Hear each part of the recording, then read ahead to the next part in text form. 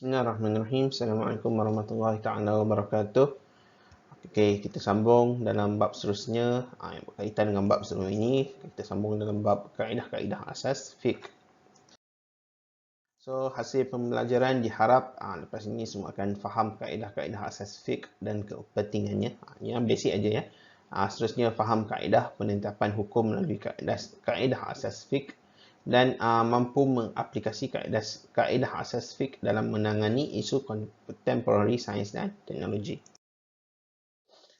So, apa faedah mempelajari kaedah fiqh ini? Okey, so kalau kita tengok dia dapat membentuk kemahiran fiqh yang kuat dan baik dan membantu untuk meneroka berbagai isu semasa fiqh. Sebab macam mana kita nak kaitkan suatu benda-benda yang barulah dengan fiqh, kan? So kita juga dapat menghimpunkan masalah fiqh yang banyak dan berselerak dalam satu kaedah yang ringkas dan padat, dan juga memudahkan mengetahui hukum cabang fiqh kerana penguasaan terhadap semua masalah fiqh adalah banyak dan agak sukarlah seorang yang specialize je dalam bidang fiqh. So, apa itu definisi kaedah fiqh? Kaedah itu adalah asas atau asalnya hukum kulli umum yang dipraktikkan di atas semua hukum juz'i untuk mengetahui hukum daripadanya. Okey.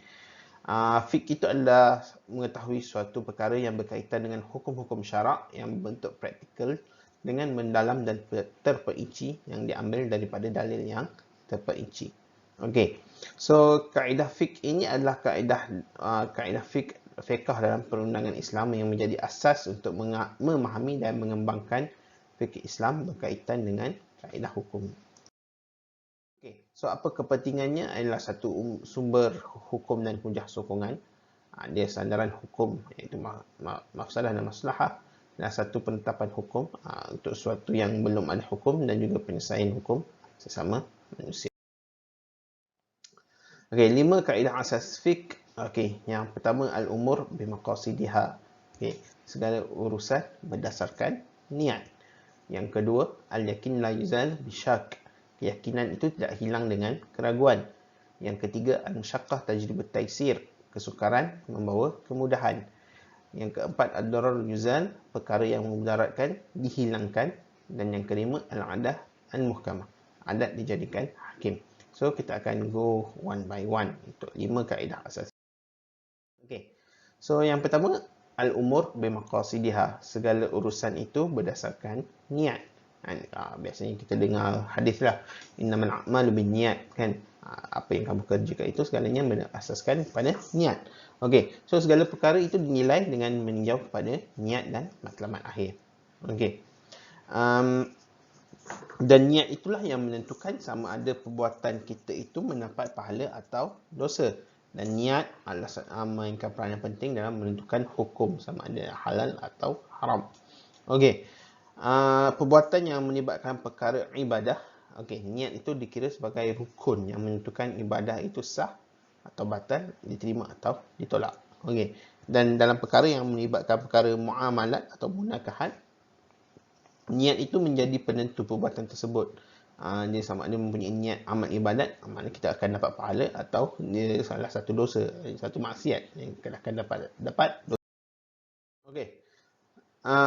Ini hadis yang sangat terkenal lah berkaitan dengan niat. Innamal a'malu binniyat wa innamal likulli imri'in ma nawa. Panjang lagi lah. So, hadis Bukhari dan Muslim. Maknanya segala apa yang kita lakukan itu berdasarkan niat.